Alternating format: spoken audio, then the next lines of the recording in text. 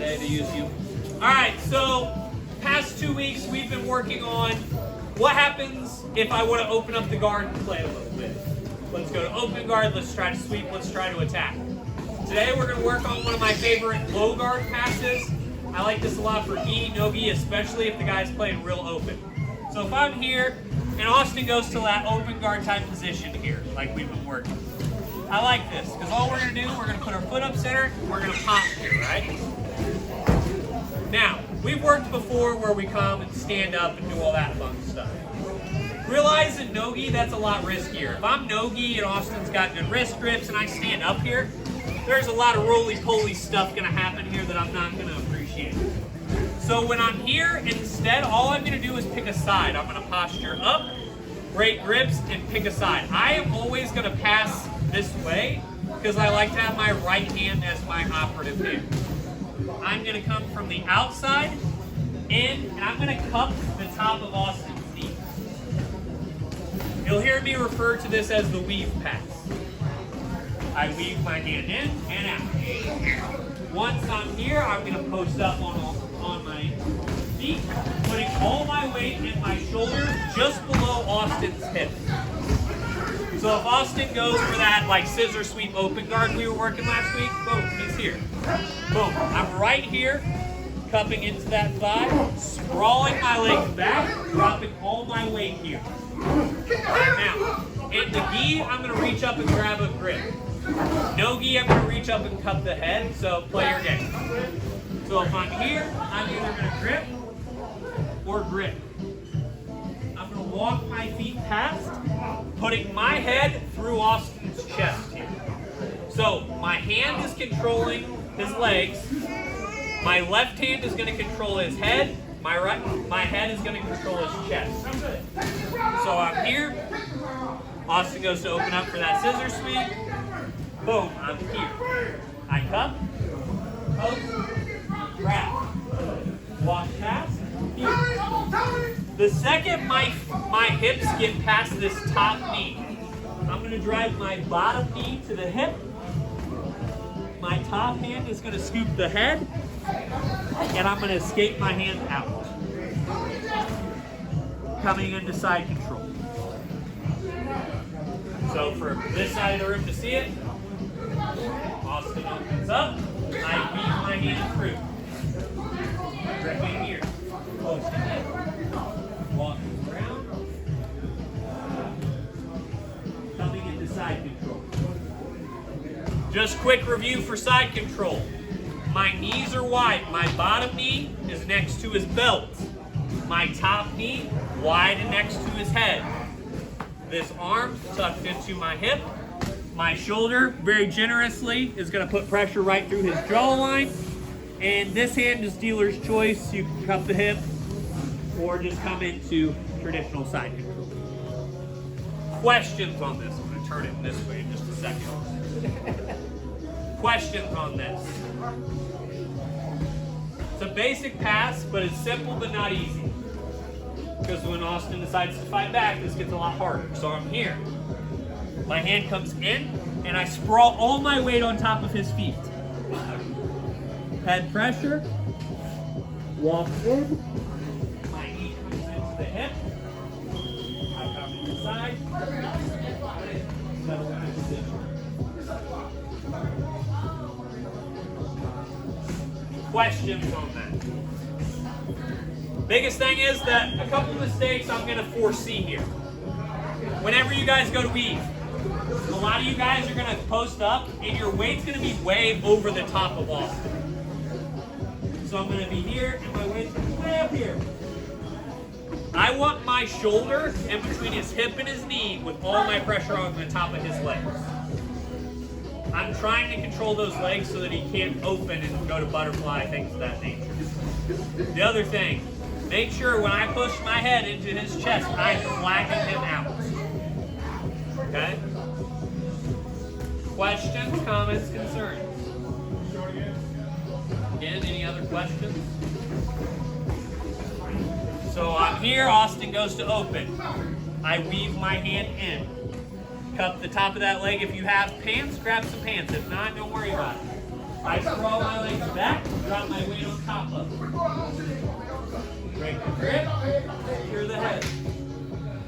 up past, knee in, escape the arm, take side. Good wide base, heavy side control. No, I'm still cupping my leg. So even for Daniel, actually. So no-gi, the only adjustments for this no-gi are pretty minimal. If I'm here, I'm still just cupping the top of this leg. The only difference is, instead of gripping for like that collar grip to help me, I'm just gonna cup the head here. And I like twisting up their legs. And that's gonna become important as you guys move up, because we're gonna have a couple entries here that you dirty foot lockers are gonna like. For some reason, a smash and pass wrestler created a bunch of dirty foot lockers. I don't know how that happened. They have really long legs and they just Sprawl. So if you're sprawled and they still already have a leg snake. So, Daniel's long. When I'm here, if I sprawl my hips all the way back, and Daniel still has control of me, something has gone drastically wrong. Because the reason a lot of people will make a mistake in this is they'll go to weave, and instead of sprawling their legs back, they'll drive forward. I'm sprawling so that I can get past. Makes sense. So if you're actually sprawling, moving your hips and chest back, it shouldn't be a problem. Except in the extreme size disparities. Yeah, I was thinking when I go up there. You and Josh, guess what? You don't get to weave past. I apologize. You just get to flip Josh off and hope you don't land in his guard. But outside of the extreme size disparity, this should. Any other questions, guys? Get over here. You got JJ. JJ? Are you putting pressure with your head? Yes. My head is driving through his chest. So remember, guys, we don't sign up for jiu-jitsu tournaments to make new friends. We like new enemies. So when I'm putting my forehead through his chest, is it fun for you? I want it to hurt a little bit. And if I have the gi, I'm setting that hard collar grip and driving. Now, you cannot headbutt and use your head as a weapon. But if you put your head there and then drive, guess what, boys and girls? It's all legal and it plays. So when I'm here with Daniel, and I'm here, does that feel good, Daniel? No. Guess what? I can still grip and drive myself into that. Very uncomfortable. That head pressure should be through his. Your forehead should touch his spine from the wrong side. That's where I want it. All right. Questions, comments, concerns? Driller out. 1, 2, 3.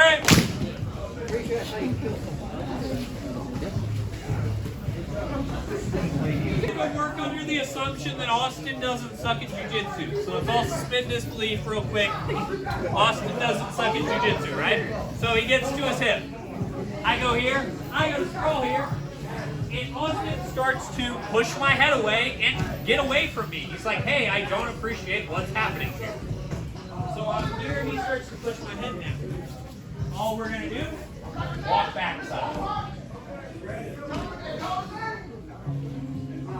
So, the idea is, why face a problem head on when I can just go around it? I'm far too lazy to be like, hey, I'm going to fight you in a really hard position or walk around you in a really easy way, right? So I'm here. Austin starts to push my head. Step around. Release your grip. You have 2 options. 1, come to side control. Settle back in, just like we did last time. You're just going to have to escape this hand and replace and come back. So I'm here. So as I'm here, I walk this way. All I'm going to do, replace, drop my knee. My top hand scoops, comes in. Questions on that? Literally, the only difference is instead of walking towards your hand, you're walking away from it. Yes, I'm keeping that grip until I'm past his leg. So I'm here, I'm walking past this way. Once I change and I'm here, all I'm going to do is replace my hand. Here. Here. Now, let's assume that things are going well for me, but I don't want to take side control. I want to choke Austin, because Austin talks trash to me on the internet. I get here. All I'm going to do is scoop the head, scoop the chest, backpack drill, take the back from here. And you know, since he's not defending, I don't know why. Remember, guys, I don't know anything about Star Wars. Apparently, stormtroopers are bad guys. I don't know. I get made fun of in my Facebook comments for not knowing it. It's Space Harry Potter. Have you ever looked at? Have you ever looked? Star Wars been around longer. Hey, look at Star Wars and Harry Potter side by side and tell me they're not the same story with shitty lightsabers. Really, an orphan boy gets dropped off to his uncle by a bearded man to be taught about ancient magic. Huh, man, wonder which story I'm talking about. Keep your lies to yourself. Alright, so I'm here. Here.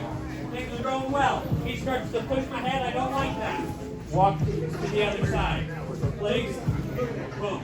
Here, I can either scoop the head or take the back. That is dealer's choice. If you're a beginner, just take side control. Don't overcomplicate the room. I'm here. All you have to do is grab his head. Hit his back where you need to be. Questions on that? If you don't know the backpack drill, do not work on taking the back. Just take side control. Blue belts enough that know the backpack drill, or you guys who have been here a while, realize there is that option as well. Questions on that? Alright, driller out. 1, 2, 3. White belts. You guys keep working on both of those passes. Blue belts enough. Let's have some fun. So I'm here. I try to pass. Austin blocks my head. I'm going to walk in, and I'm going to drive my backside knee into leg drag position. Here. My top hand is going to cup at the knee. I'm going to pinch, sit back. Should put your hand in perfect placement for the ankle lock. Because I created so many dirty foot lockers for some reason. Ow, I don't know. Boom. I walk in, here, top hand scoops the knee. So my elbow comes to the inside of his knee. My back foot is going to post right under his butt. So that way when I sit back, I'm splitting his feet. Once my elbow comes off that knee, it slides back. Attacks the ankle. Questions on that? White belts and blue belts. Work passing, go back, work passing to the other side. Blue belts and up, work that leg drag into the foot lock. Questions on that?